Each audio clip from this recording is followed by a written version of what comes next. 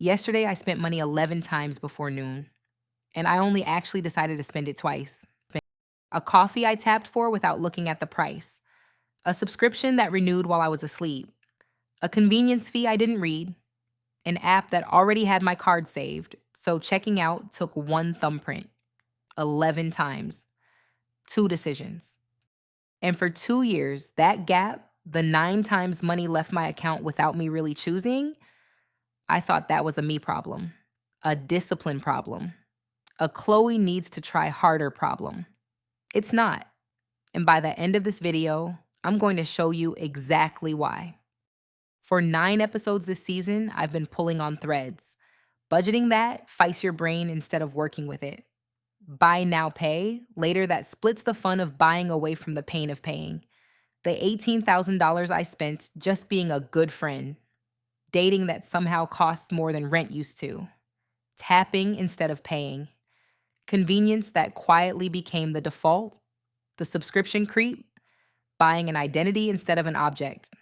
And the invisible tax of just looking successful. I treated each one like its own little problem, its own bad habit to fix. But somewhere around episode 17, I noticed something that honestly kind of freaked me out. They're not 9 problems, they're one system, and it was built on purpose. Let me introduce you to Zara. Zara's not real. She's a mix of a lot of people I know, including honestly past me. Zara makes $68,000 a year. She budgets. She's not reckless. If you asked her, she'd tell you she's careful with money. So let's follow one ordinary Tuesday. Morning coffee, tapped, didn't look at the price, lunch delivered because a meeting ran long. 3 subscriptions she forgot she had, all renew this week. A little treat yourself after a hard day, which she files under self-care. A friend's birthday dinner she can't exactly skip. And an app checkout that took one tap. By the end of the month, Zara is $500 short, and she genuinely has no idea where it went, because at no single point did she feel like she was overspending. And here's the thing that should bother you. Every one of those moments traces straight back to an episode from this season. Every one of those moments was engineered so that it wouldn't feel like a decision. That's not an accident. That's the whole design. Here's the part I need you to really hear. Somewhere, right now, there is a team of extremely smart, extremely well-paid people whose entire job is to make the gap between wanting something and buying it as small as physically possible. That one-tap checkout? Someone tested it against 2 taps and found out 1 tap makes you spend more. That's not a convenience they gave you. That's a result they found. Every trap this season goes after a different door into your wallet. Friction? They remove it. Aspiration? They sell it back to you. Habit? They automate it. Emotion? They wait for the exact moment you're tired or sad or celebrating. And none of this is a conspiracy. Nobody's in a dark room twirling a mustache. It's just incentives. A million separate companies, each optimizing for one thing. Get the money out before your rational brain shows up to the meeting. Nobody planned the whole system, but everybody built their piece of it, and the piece they built is pointed at you. So the obvious response is, okay, I'll just try harder. More willpower, more discipline. Let me save you a couple of years. That doesn't work. And it's not because you're weak. Think about who's actually in this fight. On one side, you, at the end of a long day. One brain, tired, hungry, maybe a little lonely, holding a phone. On the other side, teams of designers, behavioral economists, and data scientists running experiments on millions of people, funded by billions of dollars. And they get to practice on you every single day. You are not going to out-discipline that. Nobody is. And here's the sneaky part. The just try harder story is itself part of the design. Because if you believe it's your fault, you spend your energy blaming yourself instead of seeing the system. And a person busy blaming themselves is a person who keeps spending.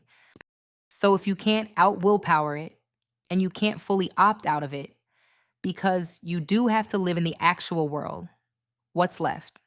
This is the whole thing. This is what took me 2 years and 20 episodes to figure out. You can't opt out of the environment, but you can see it. And once you see it, you can put the friction back where they took it out. Delete the saved cards so one tap becomes five. Bring back the pause. The 24-hour rule on anything that isn't a need. Audit the automatics. Every subscription, every renewal. You're not trying to become a monk. You're just moving the decision back to a place where the real you gets a vote. None of these are about spending nothing. They're about making the decision visible again, because the entire system runs on one bet that you'll move faster than your own judgment. Slow it down even a little, and the whole thing starts to lose its grip. So here's your season finale challenge. And it's not a spending freeze. I'm not going to tell you to white knuckle it for a month. For 1 week, you're not changing a single thing about what you spend. You're just going to label it. Every time money leaves your account, write one word next to it. Which trap was that? Convenience? Subscription? Status? Emotion? That's it.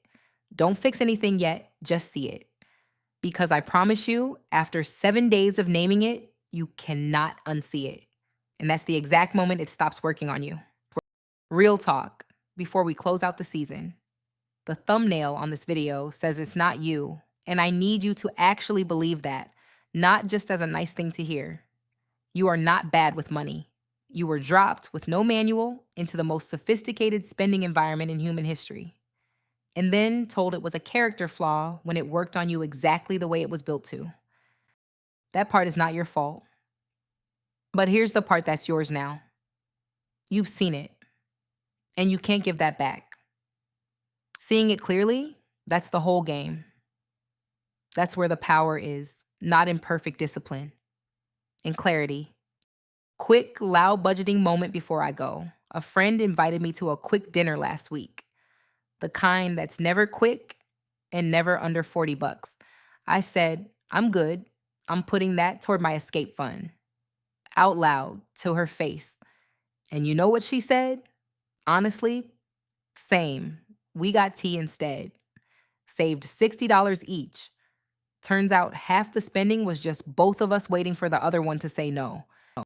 If something in this episode clicked, comment the word clarity down below, and I'll send you the 1-page clarity map. All 9 traps from this season on a single sheet, so you can spot them in the wild. Hit subscribe if you're not already. Season 3 is coming, and it's about building the money back, not just protecting it. That's season 2. 20 episodes. Thank you for figuring it out with me. I'm Chloe. Keep figuring it out, and I'll see you in season 3.